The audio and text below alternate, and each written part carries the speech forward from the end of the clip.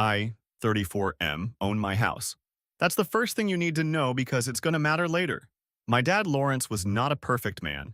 He worked road construction his whole life, never made real money, and after my mom, Elizabeth, left him when I was 11, he raised me alone in a two-bedroom rental that always had something broken. He drank too much on weekends and forgot parent-teacher conferences. But he showed up for everything that actually mattered. And when I got into trade school at 18, he drove me there on the first day in his old pickup and sat in the parking lot until I walked inside. That was the kind of dad he was. Not polished, but present. I married Esme 3 years ago, after dating for 2. She came from a family where everything was about appearances and status. Who was doing better than who, whose house was bigger, whose husband made more. Her parents owned a 4-bedroom in a gated subdivision and never let anyone forget it. Esme had this way of measuring people by what they could offer her socially. And for a while, I guess I measured up because I'd built a solid career in HVAC contracting by my late 20s and bought my house outright at 31 with money I'd saved since I was 19. No mortgage. That impressed her. Or at least the version of it she could present to her friends did. What she never respected was where I came from. And specifically, she never respected Lawrence. Every time my dad came over for a weekend dinner, Esme would find a way to make it uncomfortable. She'd mention how the house smelled different after he left, or make comments about hoping our future kids wouldn't pick up his habits. I told her repeatedly to stop. She'd agree, then do it 2 weeks later with slightly different wording, like she was workshopping the most efficient way to disrespect a man in his own son's home. I noticed she only did it when nobody else was around, which told me she knew exactly what she was doing. Lawrence got sick in March last year. Lung issues from years of dust and road work. He was in and out of the hospital for 5 months, and I was the only one visiting because Elizabeth had remarried and moved states years ago, and my dad had no siblings. During those 5 months, Esme came to the hospital exactly twice, both times spending most of the visit on her phone in the hallway. When I asked why she wouldn't sit with him, she told me hospitals were depressing and that I was being unfair expecting her to give up her evenings for someone who wasn't going to get better anyway. He passed on a Thursday in August. I took 3 days off to handle everything alone because Esme said she was too emotionally drained from her schedule to attend. She literally cited her spin class. I didn't argue. Part of me was relieved she wouldn't be there to make it about herself. The funeral was small, just me, 2 of Lawrence's old co-workers, and a neighbor who'd known him 20 years. I paid for all of it and drove home Saturday evening with a plastic bag of his personal effects. The only thing worth keeping was his watch, a basic automatic he'd worn every day for as long as I could remember. Not expensive, just his. I sat at the kitchen table with the watch. Esme walked in, saw it, and started going on about how Lawrence was never that great of a father, and maybe now I'd stop using him as an excuse for being weak. Her exact word. Then she picked the watch off the table, walked to the trash can and dropped it in on top of coffee grounds and eggshells. Told me to grow up. I pulled the watch out, wiped it off with a paper towel, and said absolutely nothing. And sitting right there with wet coffee grounds on my fingers, I made a decision about this marriage that Esme still doesn't know about.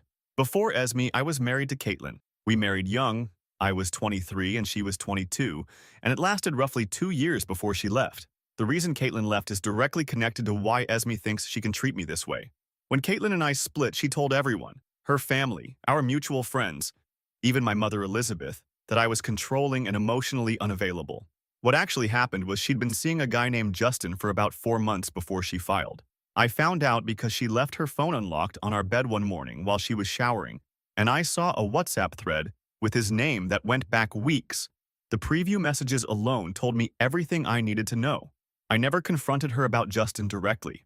She filed, I agreed, and because we had no kids and no shared property, it was clean legally. But socially, she destroyed me. Her version of events became the accepted truth in our entire circle, and it followed me for years. That reputation is exactly why Esme treats me the way she does.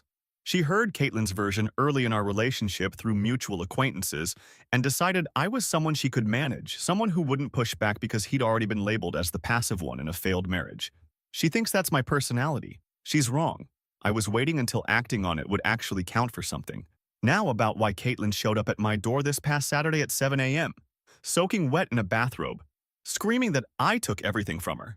I hadn't spoken to Caitlin in almost 6 years. She shouldn't have known my address, but there she was on my porch, and what she was screaming about had nothing to do with our old marriage. It had everything to do with something I set in motion 2 months ago that connects Caitlin, Esme, and Justin, in a way none of them saw coming. I need to lay that out properly, so I'll update soon. Esme skipped this man's father's funeral for a spin class. A spin class! Like she had some kind of non-refundable reservation with a stationary bicycle that was more important than standing next to her husband on the worst day of his life. And then, she walked into that kitchen, saw the one thing he had left of his dad, a watch that probably still smelled like road dust and hard work, and she put it in the garbage like it was junk mail. That tells you everything about how she saw this man and his entire bloodline. Disposable. And this guy just quietly wiped off the coffee grounds and said nothing. Everybody in her life read that silence as weakness. They were reading the wrong book. Update 1. Alright, so a lot of people are asking about the Caitlyn connection and what I set in motion, so let me lay this out properly because it's not simple, and I need you to understand how all these people are tangled together before the rest of it makes sense.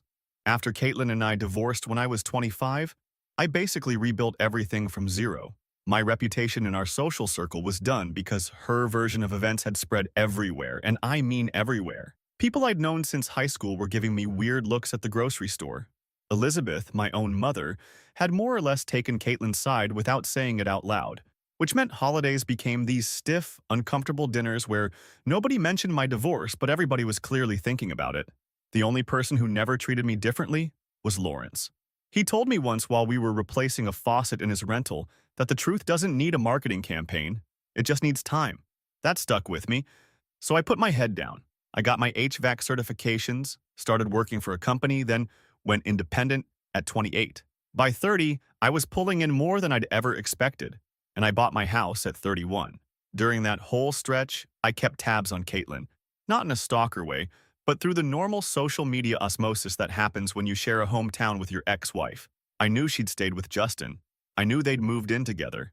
And I knew, because a mutual acquaintance named Marcus mentioned it casually at a hardware store one afternoon, that Justin and Caitlyn had been renting a house that Justin's older brother owned. This detail is important later. When I met Esme, I was 30, and she was 28. She was attractive, confident, came from a family with money, and she seemed interested in me specifically because I'd done well for myself without any help.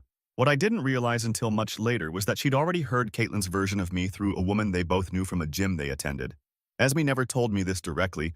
I pieced it together over time from small comments she'd make. Little digs about how she knew I had a pattern of shutting down in relationships and that she wasn't going to let me do that to her.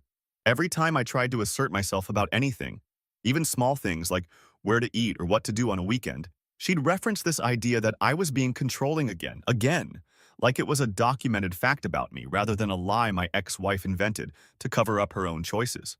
This is the thing people don't understand about having your reputation destroyed. It doesn't just hurt once.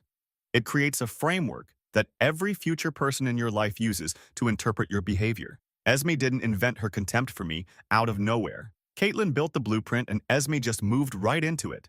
Now here's where Justin comes back in. About 8 months ago, before Lawrence got sick, I was doing an HVAC service call at a property management office on the east side of town.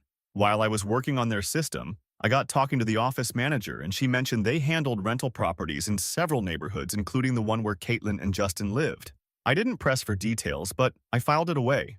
2 weeks later, I drove through that neighborhood on my way back from a job and saw the house. It was a dated split level, not in great shape, with Justin's truck in the driveway and a rental company sign in the front yard that was different from the property management office I'd serviced. That told me something had changed with their rental situation, that maybe the arrangement with Justin's brother wasn't in play anymore. After Lawrence died and the watch incident happened, I went back to that property management office for a follow-up service call I'd already had scheduled. This time, I asked more specific questions. Not about Caitlyn and Justin by name, but about the properties in that neighborhood, the rental market, vacancy rates, landlord-tenant dynamics. I learned that several houses on that street were owned by individual landlords who were looking to sell because the neighborhood was being rezoned for mixed commercial use within the next 18 months, which meant property values were about to shift significantly. I spent the next 3 weeks researching every property on that street. Public records, county assessor data, all of it legal, all of it available to anyone who bothered to look. What I found was that the house Caitlyn and Justin were renting had been sold 4 months prior by Justin's brother to a small local investor who now wanted to offload it along with 2 other properties on the same block. The investor was asking below market because he wanted a fast sale before rezoning. Uncertainty made buyers nervous. I bought all three properties, cash, used most of what I had left in savings, plus a line of credit against my own house. It was a risk, I won't pretend otherwise, but I'd been sitting on that savings for 3 years with no purpose beyond security, and suddenly I had a very specific purpose. The thing about being a landlord is that you have legal obligations, but you also have legal rights. I didn't buy those properties to be cruel. I bought them to have a position. When you've spent 6 years watching people destroy your reputation and disrespect everything you come from while you do nothing, having a position matters more than money. Caitlin and Justin didn't know their new landlord was me. The property management company handled all tenant communications, and I was listed through my business entity, not my personal name. Their lease was month to month since the previous sale, which I confirmed through the management company's records before I bought. This is all standard real estate information that any buyer gets during a transaction. I sat on this for 2 months. Didn't do anything with it. Just knew I had it. Then, Esme threw my father's watch in the trash. The same week I started divorce proceedings against Esme. I also had my property management company send a standard notice to all tenants in my 3 new properties that the units would be undergoing inspection, and that a month-to-month leases would be transitioning to new terms under the new ownership. This is completely normal when properties change hands. Nothing unusual about it. What I didn't expect was how fast Caitlin would figure out it was me. And that is why she showed up at my house in a bathrobe on Saturday morning, screaming that I took everything. But how she found out and what happened when Esme walked downstairs to see my ex-wife on our porch? That's the next update because I need to explain what Justin did when he found out.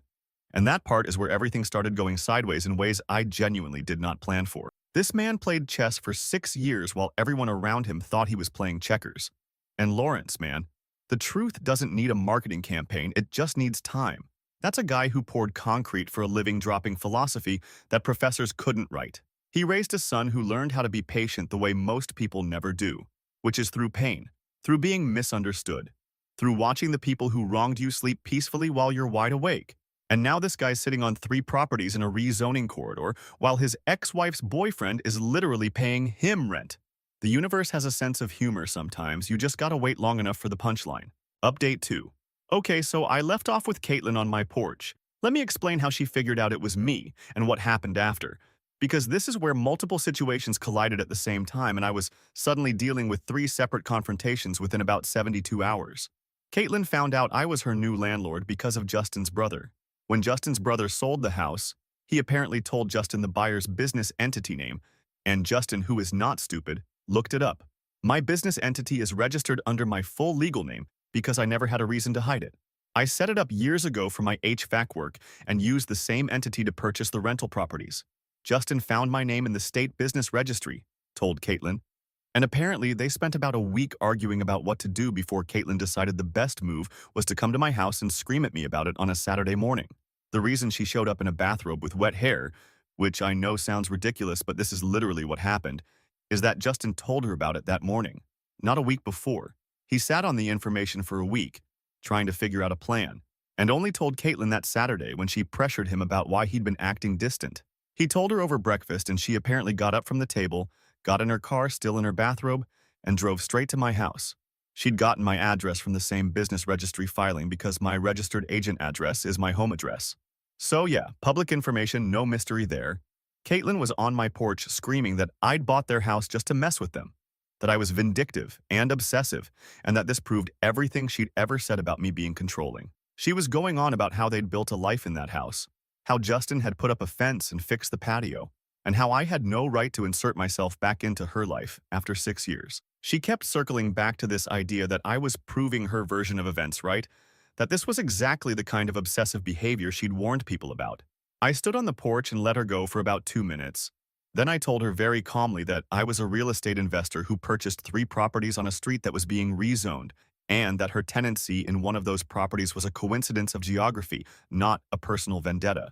I told her that every notice she'd received was standard and legal, that her month-to-month lease entitled her to exactly the protections outlined in state tenant law, and that if she had concerns, she should contact the property management company. She did not like that answer.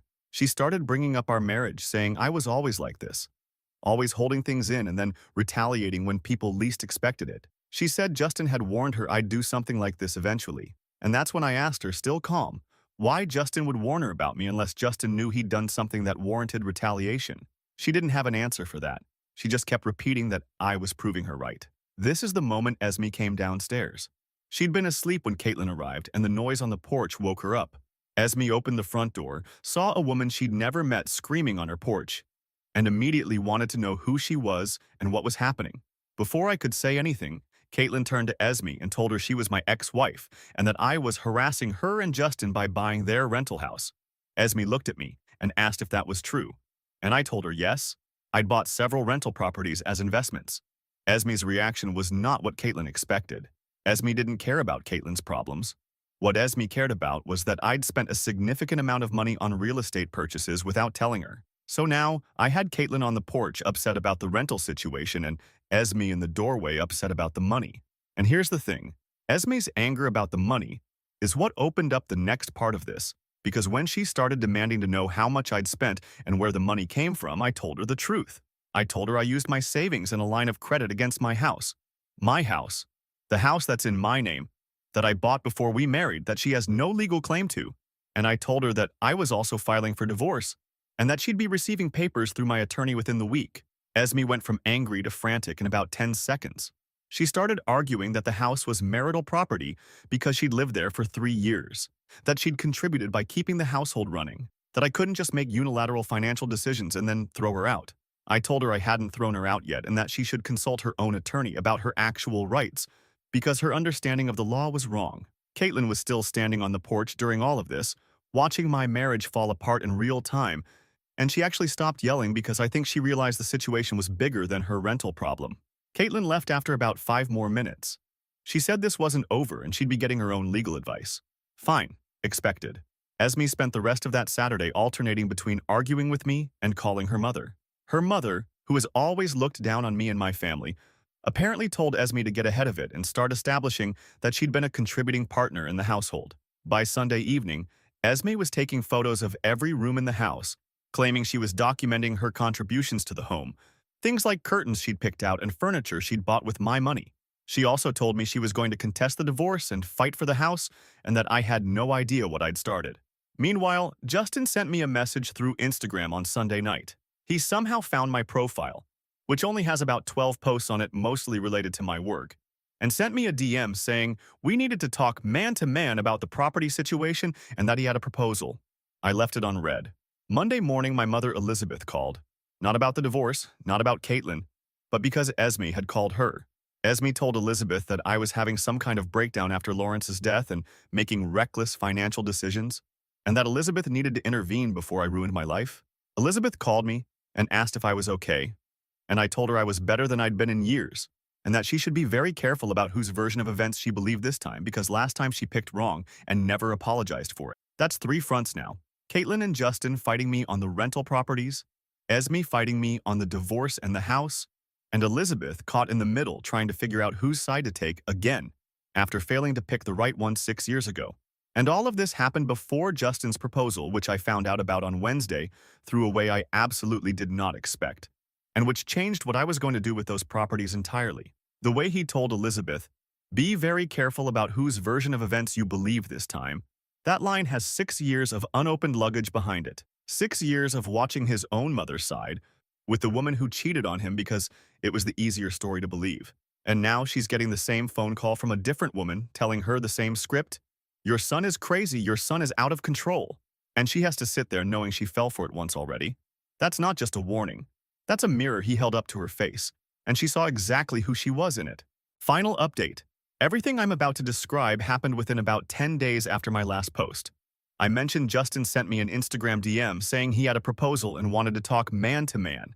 I left it on read. On Wednesday, I was at the property management office going over maintenance schedules, and the office manager mentioned that one of my tenants had come in Monday asking about the ownership structure and whether he could negotiate directly with the owner. She said the guy was mid-30s, got agitated when she explained everything went through her office, and asked whether the owner was local. She didn't confirm my name, but said he already seemed to know. That was Justin. What changed things is what she said next. Justin had told her he and his partner were willing to buy the property, and he'd referenced the rezoning like he understood the area was going commercial. He wasn't just trying to keep his lease. He wanted to buy the house before values shifted and profit from the same opportunity I'd already positioned myself in through me. without knowing he was negotiating with me. I went home and opened his DM. His proposal matched what the office manager described. He wanted to buy the house, said they had savings and family money, and that he'd rather deal directly with the owner. He actually used the word practical. The man who was in my wife's WhatsApp messages while she was still married to me wanted me to be practical. I responded. I told him I knew exactly who he was, that I'd known since before I bought the properties, and there was no deal. I told him the properties were investments I intended to hold through rezoning, and his month-to-month lease would be evaluated on a standard cycle. I told him if he wanted to buy a house, there were other options in town, but this one wasn't available. Then I said what I'd waited 6 years to say. I told him Caitlin left me because of him, that I knew about the WhatsApp messages, that I'd known since before the divorce, and that everything Caitlin told people about me being controlling was a cover story for what they did. I told him he built his relationship on a lie, and now he was standing in a house I owned asking me for a favor. And the answer was no. 2 days later, he sent a long message saying I was vindictive, that what happened was complicated, that holding anger for 6 years wasn't healthy, and that I was punishing Caitlin for moving on. I told him she didn't move on. She moved sideways into his bed while I was still in ours, and there's a difference. I told him I was managing investments, and if a standard legal lease felt like punishment, then maybe he should think about why. Meanwhile, Esme's situation escalated. Her mother showed up at my house Thursday to confront me. She told me I was throwing away a marriage over a dead man's watch and that Lawrence would be embarrassed by my behavior. She said Esme sacrificed years of her life for me, and the least I owed her was the house. I told her the house was mine before Esme existed in my life, and that Esme's sacrifice consisted of insulting my dying father, skipping his funeral for spin class, and throwing his watch in the garbage. I told her that her daughter treated me like I was beneath her because Esme came from money and I came from a man who worked roads, and that I owed Esme exactly what a court decided, which my attorney was confident would be very little. That night, Esme tried a different approach. She sat at the kitchen table, the same one where she threw the watch, and tried to discuss reconciliation. Said she'd been wrong about Lawrence, that grief makes people say terrible things, and she'd do counseling. I asked her when she first decided Lawrence wasn't worth her time. She couldn't answer. I asked if she remembered what she said about him at the hospital. She said she didn't remember exactly. I told her I remembered every word, and the problem wasn't grief making her say awful things. The problem was she meant all of them and only wanted to retract them now because the house was at stake. She left the room. Elizabeth called Friday, crying. Esme had called her again, claiming I'd become a different person. I told Elizabeth I'd always been this person, but nobody looked past the version Caitlin invented. I told her 6 years ago she chose between believing her son and believing his ex-wife, and she picked the easier story because Lawrence wasn't respectable enough for Elizabeth to think his son deserved the benefit of the doubt. She said that wasn't fair. I told her Lawrence raising me alone while she built a new family in another state wasn't fair either, and I was done having this conversation. Divorce papers were served to Esme Monday. She refused to sign, but my attorney said that didn't matter. Caitlin and Justin received formal notice their lease would not be renewed at the end of the 60-day period, fully compliant with state law. They have to find somewhere else to live, and in this market with their income, that's going to be difficult. I'm writing this at my kitchen table wearing my dad's watch. The same table where Esme threw it in the trash and told me to grow up. The house is quiet because she moved to her mother's place. The watch still works. It never stopped. She didn't move on. She moved sideways into his bed while I was still in ours. That is a line that Justin is going to hear in his head every single time he rolls over in bed next to Caitlin for the rest of his life. Every single time. Because he knows it's true. And that's why he called it complicated. That's the word people use when they can't say wrong out loud because it would cost them too much. And Esme sitting at that kitchen table trying to negotiate her way back in, she didn't suddenly realize Lawrence mattered. She realized the house mattered. She ran every play in the book. Anger, her mother, documenting curtains, reconciliation, counseling. All of it aimed at the deed. None of it aimed at the man sitting across from her. And he saw through every single attempt because he'd been watching people perform sincerity at him for a decade.